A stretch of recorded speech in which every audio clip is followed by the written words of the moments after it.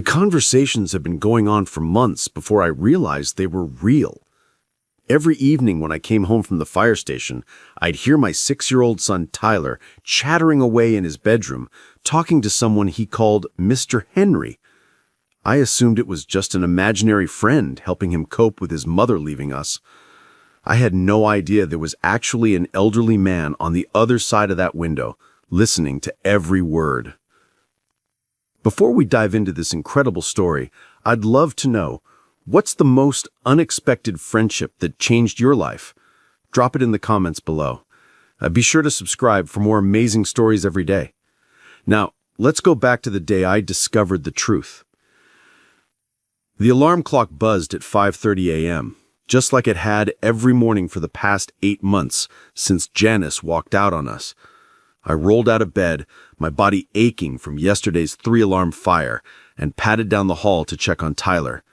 He was still asleep, his dark hair tousled against the pillow, clutching the stuffed fire truck I'd given him for his birthday. At 6 years old, Tyler was handling his mother's abandonment better than I was, at least on the surface. He'd stopped asking when Mommy was coming home about 2 months ago, which should have been a relief, but somehow made me feel worse. Kids shouldn't have to learn that kind of acceptance so young. I got dressed quietly and headed downstairs to make coffee before Mrs. Rodrigo arrived. Carmen Rodrigo was a godsend, a retired teacher who lived 3 blocks away and had been watching Tyler during my shifts at the fire station. She was patient, kind, and didn't judge me for the chaos my life had become since Janice left. The note on the kitchen counter was brief. Went to find myself. Don't look for me. Tyler deserves better than this. 8 months later, I still read it sometimes, trying to understand how someone could walk away from their child so easily. "Morning, Mr. Peter," Carmen said as she let herself in through the back door. She'd been doing this routine long enough that we'd dispensed with formalities. "How was your shift?" "Long," I said, pouring her a cup of coffee. "Warehouse fire on the east side.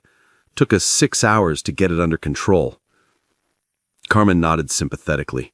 She'd been a firefighter's wife for 30 years before her husband passed, so she understood the toll the job could take. "Tyler was good yesterday. Did his homework, ate his vegetables, though he spent a lot of time talking to that imaginary friend of his." "Mr. Henry again?" "Yes. He was having quite the conversation up in his room after school. Something about dinosaurs and baseball cards." Carmen smiled. "It's normal, you know. Children often create imaginary friends when they're processing difficult emotions." I nodded, though something about Tyler's friendship with Mr. Henry had been nagging at me. The conversations seemed so detailed, so specific. Tyler would come downstairs with elaborate stories about Mr. Henry's garden, his cat named Whiskers, his collection of old books. For an imaginary friend, Mr. Henry had a remarkably consistent personality and history. "I should get going," I said, finishing my coffee. "Tyler's got soccer practice at 4, if you don't mind taking him." "Of course." I headed upstairs, pausing outside Tyler's door as I heard him stirring. "Morning, buddy." Tyler's voice was bright and cheerful, the way it always was in the mornings. "Mr. Henry says it's going to be a good day for soccer practice because the wind is blowing the right way." I frowned. "Oh, does he?" "Uh-huh. He knows about soccer because he used to coach Little League a long time ago. He says I have good form when I kick the ball." "Tyler, you know Mr. Henry is just pretend, right?" Tyler's face scrunched up in confusion. "No, Daddy. Mr. Henry's real. He lives right there." He pointed toward his bedroom window, which faced the house next door. I felt a chill run down my spine. "What do you mean he lives there?" "In the house with the blue shutters. He waves at me from his window every morning and every night. Sometimes we talk for a really long time." The house with the blue shutters belonged to an elderly man I'd seen occasionally in the yard, but I'd never spoken to him. We'd moved into this neighborhood just before Janess left, and I'd been too overwhelmed with single parenthood and work to introduce myself to the neighbors. "Tyler, have you been talking to the man next door?" "That's Mr. Henry. He's really nice, Daddy. He tells me stories about when he was little." My protective instincts kicked into high gear. My 6-year-old son had been having regular conversations with a stranger, and I'd had no idea. "Tyler, you should never talk to strangers. It's not safe." Tyler's face fell. "But Mr. Henry isn't a stranger. He's my friend. And he's not scary at all. He's just lonely." "Lonely?" "Yeah. He told me his family lives far away and he doesn't see them very much. That's why he likes talking to me. I told him I'm lonely sometimes too, since Mommy went away." The innocence in Tyler's voice broke my heart. Here I'd been worried about him processing his mother's abandonment, and he'd found his own way to cope by befriending an elderly neighbor who was apparently just as lonely as he was. But still, the protective father in me was alarmed. I didn't know anything about this man. What if he had ulterior motives? What if he was taking advantage of Tyler's vulnerability? "Tyler, I need you to promise me something. Don't talk to Mr. Henry anymore until I can meet him and make sure he's safe, okay?" Tyler's eyes filled with tears. "But Daddy, he's my friend. He's not bad. He just likes having someone to talk to." "I know, buddy, but I need to make sure he's a good person before you can be friends with him. That's my job as your dad, to keep you safe." Tyler nodded reluctantly, wiping his eyes with the back of his hand. "Can you meet him today?" "I'll try, okay? But I need to get to work really soon, so maybe after I come back." That afternoon, I arrived home to the sound of Tyler's voice drifting down the hallway. Despite his promise, he was clearly talking to someone again. I crept toward his room and listened outside the door. "My daddy says I can't talk to you anymore until he meets you. He's worried you might be a bad person, but I told him you're not." I couldn't hear a response, which made sense if Tyler was talking through a window to someone in another house. "He's a firefighter. He saves people from fires and helps them when they're hurt. He's really brave, but he's sad a lot since Mommy left." I felt a pang of guilt. I tried so hard to hide my own struggles from Tyler, but apparently I hadn't been as successful as I thought I had. "Yeah, she just went away one day. Daddy says she needed to find herself, but I don't know what that means. Do you know what that means, Mr. Henry?" There was a pause, and then Tyler said, "Oh, that makes sense. Sometimes grown-ups get confused about what makes them happy." I decided it was time to see this Mr. Henry for myself. I walked into Tyler's room, and he immediately looked guilty. "I'm sorry, Daddy. I know you said not to talk to him, but he looked sad when I didn't wave this morning." I looked toward the window. There, in the window of the house next door, was an elderly man with white hair and kind eyes. He was wearing a cardigan and glasses, and when he saw me, he raised his hand in a tentative wave. He was real. Mr. Henry was completely, absolutely real. "Tyler," I said quietly, "go downstairs and help Mrs. Rodrigo with dinner. I need to have a conversation with Mr. Henry." Tyler's face lit up. "Are you going to meet him? Are you going to see that he's nice?" "I'm going to find out," I said. After Tyler left, I stood at the window looking at the elderly man who'd been talking to my son for months. He looked harmless enough, but appearances could be deceiving. I opened the window and leaned out. "Are you Mr. Henry?" I called across the narrow space between our houses. "I am," he replied, his voice carrying clearly in the quiet afternoon air. "And you must be Tyler's father. He talks about you all the time." "We need to talk," I said, face to face. Henry nodded. "I understand your concern, Would you like to come over, or I could come to your house, whichever makes you more comfortable? I'll come to you, I said. I wanted to see his living situation, get a sense of who this man really was. 5 minutes later, I was standing on Henry Whitmore's front porch, my heart pounding with a mixture of anxiety and curiosity. The house was well maintained, with a small but tidy garden, and a porch swing that looked like it got regular use. Henry answered the door before I could knock. Up close, he looked to be in his late 70s or early 80s, with gentle eyes behind wire-rimmed glasses and the kind of soft, grandfatherly appearance that would put most people at ease. But I wasn't most people. I was a father protecting his child. "Please, come in," Henry said, stepping aside to let me enter. "I've been hoping we'd have a chance to meet." The inside of Henry's house was exactly what I'd expected from talking to Tyler: neat, comfortable, and filled with books. There were photographs on the mantelpiece showing a younger Henry with what appeared to be family members, and a large orange cat was sleeping in a sunny spot by the window. "That's Whiskers," Henry said, noticing my gaze. "Tyler asks about him every day." "Mr. Whitmore. Please, call me Henry. Mr. Whitmore was my father." "Henry, I need to understand what's been going on between you and my son. He's 6 years old, and he's been through a lot lately. I can't have strangers taking advantage of his vulnerability." Henry's expression grew serious.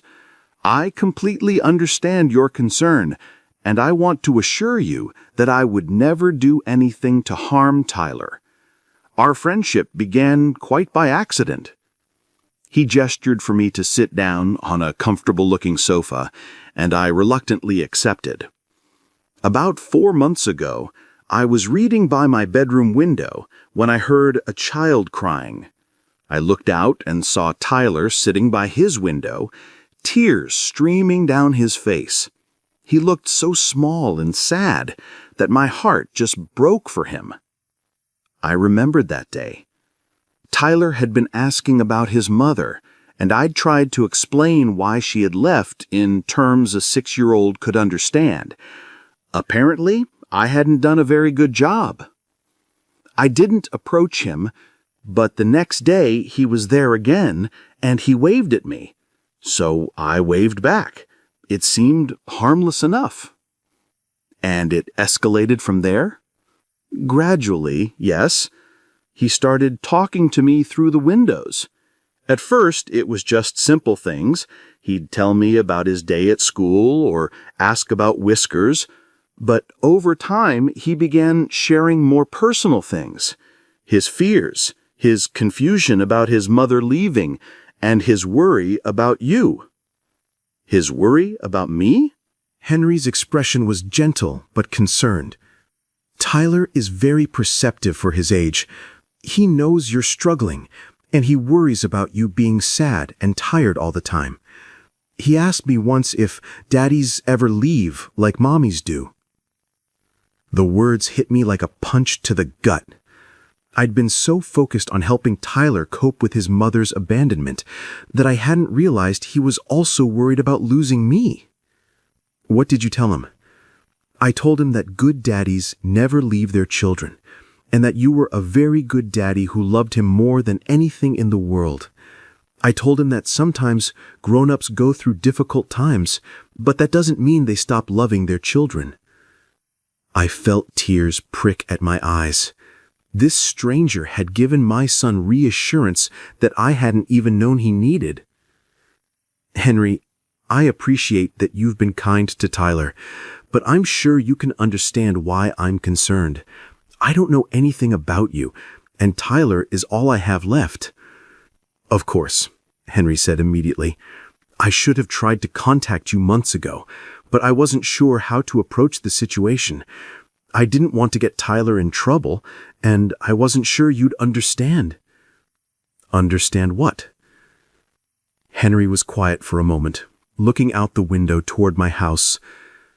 "I lost my wife 3 years ago, We never had children of our own. We tried for years, but it just wasn't meant to be. After Margaret died, I found myself incredibly lonely. My brother and his family live in California, and we don't see each other often." He turned back to me, and I could see the pain in his eyes. When Tyler started talking to me, it was like a gift. Here was this bright, curious, loving little boy who wanted to share his world with me. For the first time since Margaret died, I had something to look forward to each day. But you must understand how this looks from my perspective. Absolutely. If I were in your position, I'd be just as concerned. Which is why I want to suggest something. What? Why don't you and Tyler come over for dinner tomorrow night? You can see how we interact, ask me any questions you want, and decide for yourself whether I'm someone you're comfortable having in Tyler's life. I studied Henry's face, looking for any sign of deception or ulterior motive. All I saw was a lonely old man who genuinely cared about my son. "Can I ask you something?" I said. "Anything." "Tyler says you help him with his homework. How do you do that through a window?" Henry smiled. "He holds up his math worksheets, and I help him work through the problems. Sometimes he gets frustrated, and I tell him stories about when I was his age and struggled with the same things. I was a teacher for 40 years before I retired, so I have some experience with helping children learn." A teacher. That explained Tyler's improvement in school over the past few months. I'd attributed it to him settling into his new routine, but apparently he'd had a tutor I didn't know about. "What did you teach?" "Elementary school, mostly 3rd and 4th grade. I loved working with children that age. They're so curious about everything, so eager to learn and grow. I felt some of my suspicion beginning to ease. Everything Henry was telling me aligned with what Tyler had shared, and his explanation made sense." "Henry, if I agree to this dinner, I need you to understand that Tyler's safety and well-being are my only priorities. If I see anything that makes me uncomfortable, you'll never see me again," Henry finished. "I understand completely. Tyler's welfare is more important than my loneliness." The sincerity in his voice convinced me. "Okay, tomorrow night. But I want to be clear. This is a trial run. If things go well, maybe we can figure out a way for you and Tyler to maintain your friendship, but it has to be on my terms." "Of course," Henry said, relief evident in his voice. "Would 6 o'clock work? I could make my famous spaghetti and meatballs. Tyler mentioned it's one of his favorite foods."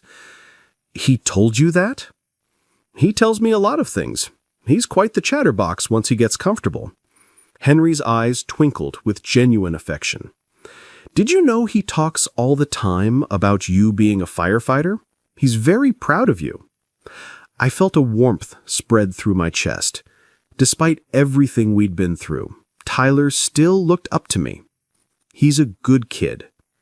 "He's an exceptional kid," Henry said firmly. "You're doing a wonderful job raising him, Peter. Don't let anyone tell you otherwise." It was the first time in months that anyone had told me I was doing a good job as a father. Janice's departure had left me constantly second-guessing myself, wondering if I was enough for Tyler, if I could give him everything he needed. "Thank you," I said quietly. That means more than you know." The next evening, Tyler was practically bouncing off the walls with excitement. "We're really going to have dinner with Mr. Henry, and I can talk to him without yelling through the window?" "Yes, but Tyler, I need you to remember your manners. Say please and thank you. Don't interrupt when adults are talking, and eat whatever Mr. Henry serves you." "I will, Daddy. I promise. Mr. Henry is going to be so happy. He told me yesterday that he hasn't had dinner guests in a really long time." We walked across the yard to Henry's front door, Tyler practically skipping with anticipation. Henry answered before we could knock, wearing a clean button-down shirt and a smile that made him look 10 years younger. "Tyler," he said warmly, "it's so wonderful to finally meet you properly." Tyler looked suddenly shy, hiding behind my legs. It was one thing to talk to Mr. Henry through a window, apparently, and another to be face-to-face with him. "It's okay, buddy," I said, putting a reassuring hand on Tyler's shoulder. "This is the same Mr. Henry you've been talking to all this time." Henry crouched down to Tyler's level, his movements careful and deliberate. "You know what, Tyler? I'm a little nervous too. I haven't had a friend over for dinner in a very long time. Maybe we can be nervous together." Tyler peeked out from behind me. "You're nervous too?" "A little bit, but I'm also very excited. I've been looking forward to this all day." Tyler stepped out from behind me, his natural curiosity overcoming his shyness. "Can I meet Whiskers?" "Of course. He's been waiting to meet you too. He's heard so much about you." As if on cue, the large orange cat appeared, winding around Henry's legs and purring loudly. Tyler's face lit up with delight. "He's even more beautiful than I thought," Tyler said, reaching out tentatively to pet the cat. Whiskers immediately began purring louder, clearly enjoying the attention. "He likes you," Henry observed. "Whiskers is usually shy around new people, but he seems to know you're special." The dinner was a revelation. Henry had clearly gone to great effort. The table was set with what looked like his best china. There were fresh flowers in a vase, and the smell of homemade sauce filled the air. But more than that, watching Henry and Tyler interact showed me a side of their friendship I hadn't understood before. Henry listened to Tyler with the kind of focused attention that most adults didn't give children.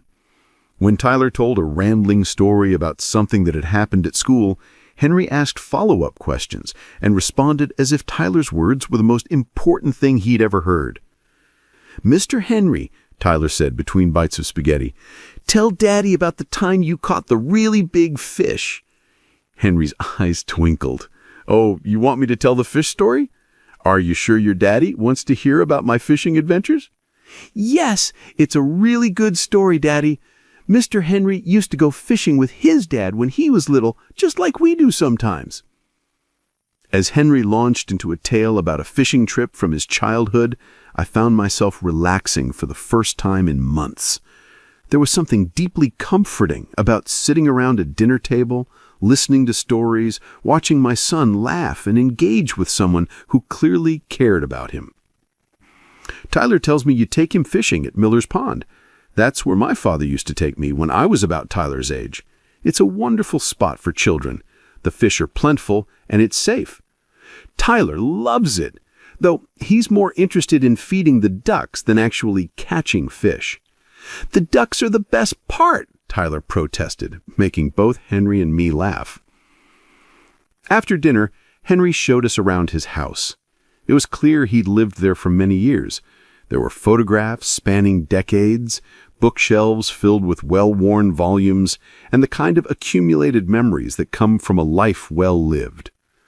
"This was my wife, Margaret," Henry said, showing us a photograph of a smiling woman with kind eyes. "She would have loved Tyler.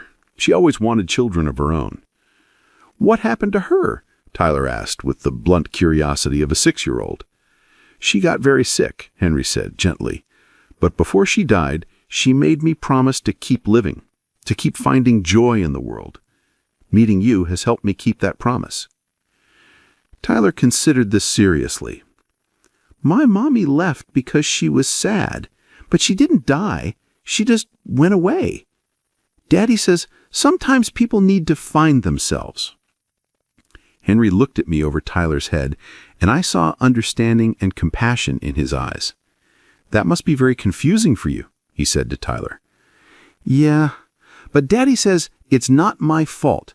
And Mr. Henry, I mean you said that too. So I guess it must be true?" "It's absolutely true," Henry said firmly. "Sometimes grown-ups make decisions that don't make sense to children, But it's never because of anything the children did wrong. As the evening wound down, I found myself reluctant to leave.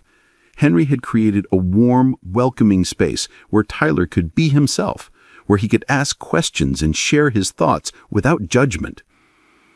"Thank you for dinner," I said as we prepared to leave. "This was really nice. Thank you for giving me a chance. I know it couldn't have been easy trusting a stranger with Tyler." "You're not a stranger anymore. You're our friend. Right, Daddy?" I looked at Henry, this gentle man who'd been caring for my son's emotional needs without my knowledge, who'd given Tyler the grandfather figure he'd never had, who'd reminded me that there were still good people in the world. "Right," I said. "You're our friend." Over the following weeks, Henry became a regular part of our lives. He'd wave to Tyler from his window each morning before school, and Tyler would run to tell him about his day when he got home. On my days off, I'd often find myself having coffee with Henry while Tyler played in the yard, our conversations ranging from parenting advice to stories about our respective careers. Henry had a wealth of experience with children, and he helped me navigate some of the challenges I'd been struggling with as a single father. When Tyler had nightmares about me leaving like his mother had, Henry suggested ways to reassure him. When Tyler acted out at school, Henry helped me understand that it was normal behavior for a child processing abandonment. "You're doing better than you think," Henry told me one afternoon as we watched Tyler chase Whiskers around the yard. "Tyler is happy, healthy, and secure in your love. That's what matters most." "Some days I feel like I'm barely keeping my head above water," I admitted. "The job, the house, trying to be everything Tyler needs, it's overwhelming." "Parenting is overwhelming even when there are two people doing it. The fact that you're managing it alone and doing it well is remarkable." It was Henry who suggested that Tyler might benefit from some structured activities with other children. He helped me research art classes, even offering to take Tyler to practices when my shift schedule conflicted. "I'd love to help," he said when I hesitated to accept his offer. "I have plenty of time, and Tyler enjoys having someone cheer him on from the sidelines." Watching Henry at Tyler's soccer games was a joy. He was the enthusiastic grandfather in the stands, cheering for every player on the team, bringing orange slices for halftime and taking pictures to commemorate Tyler's goals. The other parents quickly adopted him as an honorary team grandfather, and Tyler beamed with pride whenever Henry praised his efforts. But it was during a particularly difficult night that I truly understood how much Henry had come to mean to our family. I'd been called to a house fire that turned tragic. We'd lost a family of 4, including 2 young children. It was the kind of call that haunted firefighters, the kind that made you question everything and hold your own family a little tighter. I came home at dawn, emotionally drained and struggling to process what I'd witnessed. Tyler was still asleep, and I sat in the kitchen staring at my coffee, trying to figure out how to face the day. There was a soft knock at the back door, and I looked up to see Henry standing there with a plate of fresh muffins and a concerned expression. "I saw your truck pull in. Rough night?" I nodded, not trusting myself to speak. "Want to talk about it?" And somehow, I found myself telling Henry about the fire, about the family we couldn't save, about the guilt and helplessness that came with the job. Henry listened without judgment, offering comfort without trying to fix what couldn't be fixed. Some days I wonder if I should find a different job, something safer, more predictable. Tyler's already lost one parent. "The work you do matters. You save lives, Peter. You make a difference in the world. That's a legacy worth passing on to your son," Henry said firmly. When Tyler woke up and found Henry and me talking in the kitchen, he immediately sensed that something was wrong. "Daddy, are you sad?" he asked, climbing into my lap. "A little bit, buddy. Daddy had a hard night at work." Tyler considered this, then looked at Henry. "Mr. Henry, can you tell Daddy the story about the brave night, the one you told me when I was scared about the thunderstorm?" Henry's eyes met mine over Tyler's head, and I saw understanding pass between us. "I think that's a wonderful idea," he said. As Henry told an elaborate tale about a knight who was afraid of dragons, but learned to be brave anyway, I felt some of the tension leave my shoulders. Tyler snuggled against me, safe and secure, while Henry's gentle voice filled the kitchen with warmth and comfort. This was what family looked like, I realized. Not just blood relations or legal documents, but people who showed up for each other, who offered comfort in dark moments, who created a circle of love and support around a child who needed it. 3 months after that first dinner, Henry had a heart attack. I was at the station when Tyler called me, sobbing so hard I could barely understand him. "Daddy, Mr. Henry fell down in his garden and he won't wake up. Mrs. Rodrigo called the ambulance, but he's not moving." I left work immediately, my heart pounding as I raced home. By the time I arrived, the ambulance was pulling away and Tyler was standing in our yard, crying while Carmen tried to comfort him. "Is he gonna be okay?" Tyler asked, throwing himself into my arms. "I don't know, buddy, but the doctors are going to take very good care of him." We spent the next 6 hours in the hospital waiting room. Tyler refused to leave, insisting that Mr. Henry would want to see him when he woke up. I called the station to arrange coverage for my shifts, knowing that nothing was more important than being there for both Tyler and Henry. When the doctor finally came out to talk to us, Tyler gripped my hand so tightly it hurt. "Mr. Whitmore is stable," the doctor said. "He had a significant heart attack, but we were able to clear the blockage. He's going to need surgery and a long recovery period, but his prognosis is good." Tyler burst into tears of relief, and I felt my own eyes fill up. Somewhere along the way, Henry had become family, and the thought of losing him was unbearable. "Can we see him?" Tyler asked. "He's still sedated, but you can visit for a few minutes." Henry looked small and fragile in the hospital bed, connected to monitors and IV lines. Tyler approached cautiously, his eyes wide with concern. "Mr. Henry," he whispered. "It's me, Tyler. I'm here." Henry's eyes fluttered open, and when he saw Tyler, he managed a weak smile. "Hey there, buddy," he said, his voice hoarse. "I'm okay. Just need to rest for a while." "I was so scared," Tyler said, tears streaming down his face. "I thought you were going to go away like Mommy did." "Oh, sweetheart," Henry said, reaching out with a shaky hand to touch Tyler's cheek. "I'm not going anywhere. It's going to take more than a cranky old heart to keep me away from you." Over the next few weeks, Tyler and I became regular visitors to the hospital and then to the rehabilitation center where Henry was recovering. Tyler drew pictures for Henry's room, brought him updates about Whiskers, who was staying with us, and chattered about school and soccer and everything else happening in his 6-year-old world. Henry's recovery was slow but steady. The heart attack had been a wake-up call, forcing him to confront his own mortality and the reality that he was aging. But it had also shown him how much he was loved, how much his presence meant to Tyler and me. "I never expected to have a family at this stage of my life," he told me one afternoon as we watched Tyler color at the small table in his hospital room. "But that's what you two have become to me. Family." "You've been family to us for a long time," I replied. "Tyler asks about you every morning when he wakes up and every night before bed. You're as much a part of his daily routine as breakfast and bedtime stories." "What happens when you go home?" I asked. "You are going to need help." "Oh, I've been thinking about moving to a nursing home. I don't want to be a burden." "You're not a burden," I said firmly. "We're going to figure this out together. That's what families do." When Henry was finally released from the rehabilitation center, Tyler and I were there to bring him home.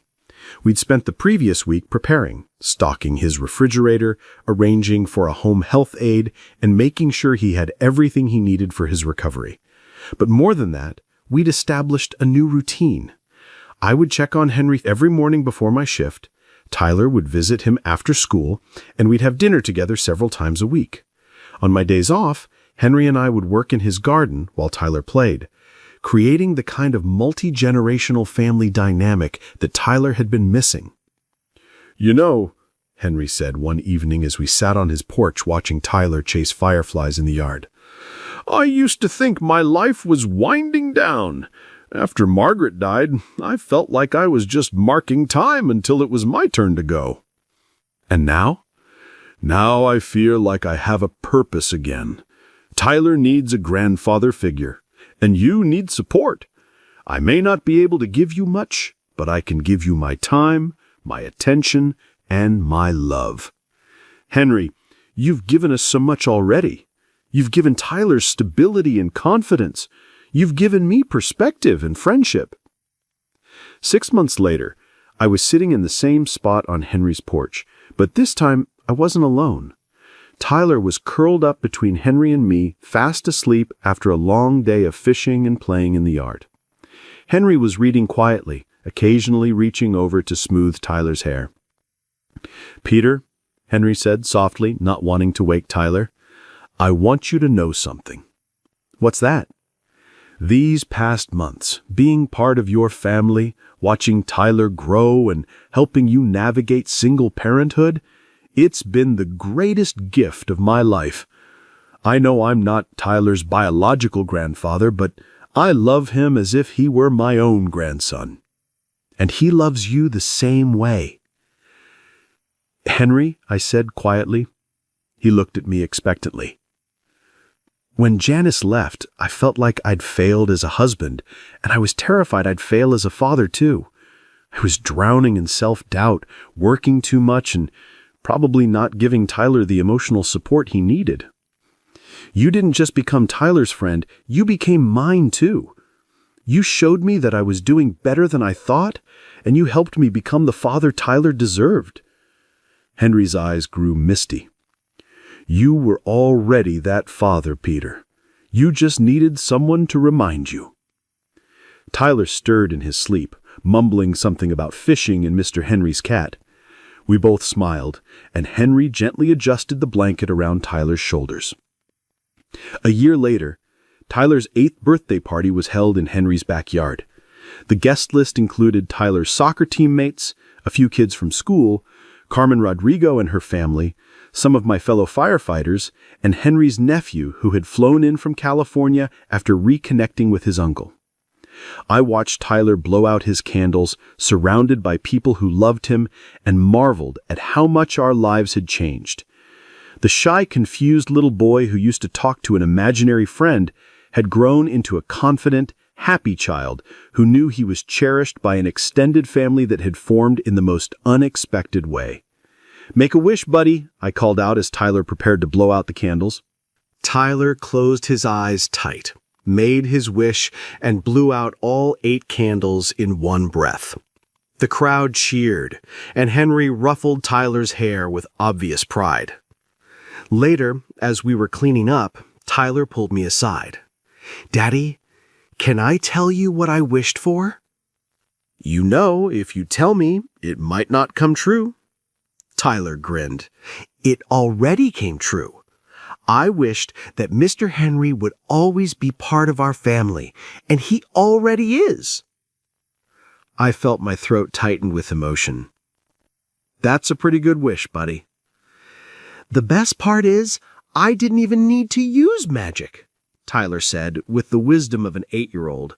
"Mr. Henry was already our family." 2 years later, I was promoted to captain at the fire station.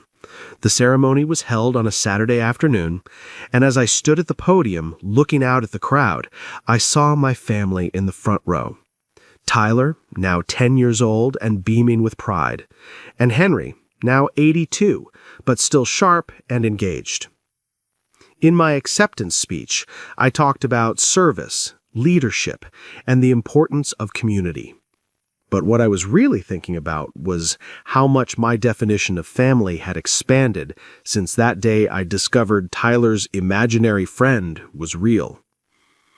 "The best leaders," I said, looking directly at Tyler and Henry, are the ones who understand that strength comes not from standing alone, but from building connections with others. The best families are the ones that form not just through blood or marriage, but through choice, commitment, and love. After the ceremony, we went to Henry's house for a celebration dinner. Tyler had helped Henry cook all afternoon, and they'd prepared all my favorite foods. As we sat around the table, Tyler raised his glass of apple juice in a toast. To Daddy for being the best firefighter and the best dad, and to Mr. Henry for being the best grandpa, even though he's not really my grandpa, but he is in all the ways that matter. Henry's eyes filled with tears. To Tyler, for teaching an old man that the best friendships can begin with a simple wave through a window. I raised my own glass. To family, the kind you're born into, and the kind that finds you when you need it most. 5 years later, Tyler was 15, and Henry was 87. Henry's health had declined somewhat. He moved more slowly, tired more easily, and had given up driving. But his mind was still sharp, and his love for Tyler unwavering. Tyler, now a teenager, could have easily outgrown his friendship with the elderly man next door. Instead, their bond had deepened and evolved. Tyler helped Henry with technology, read to him when his eyes grew tired, and still spent most afternoons after school in Henry's kitchen, doing homework and sharing the details of his teenage life. Mr. Henry gives the best advice, Tyler told me one evening. He doesn't try to solve all my problems or tell me what to do. He just listens and asks good questions that help me figure things out myself. I wasn't surprised. Henry had been doing the same thing for me for nearly a decade. One spring afternoon, I came home from work to find Tyler sitting on Henry's porch, tears streaming down his face. My heart immediately went to the worst-case scenario. Tyler, what's wrong? Is Henry okay? He's fine. Well, he's not fine, but he's not, he's just old. I sat down beside my son, who was now almost as tall as I was. What happened? He told me today that he's been thinking about what happens when he dies. He wanted to make sure I knew that loving me has been the greatest joy of his life, and that even when he's gone, that love will still be with me. I felt my own eyes fill with tears. Henry was facing his mortality with the same grace and wisdom he'd brought to everything else. He also said something else, Tyler continued. He said that the best gift he could give me was teaching me how to recognize real love when I see it, so I'll never settle for anything less in my own relationships. That sounds like Henry. Dad, I know he's not really my grandfather. I know we're not related by blood, but he's been more of a family member to me than my own mother ever was. Is that okay to say? I put my arm around Tyler's shoulders. It's more than okay. It's the truth. Henry chose to love you when he didn't have to. That makes him more family than someone who shares your DNA but walks away. I want to do something special for him, Tyler said. Something that shows him how much he means to us. What did you have in mind? Tyler's face lit up with the same enthusiasm he'd shown as a 6-year-old. I want to throw him a party, not for his birthday or anything, just a party to celebrate him being part of our family. I want to invite everyone who loves him and let him know how much he's meant to all of us.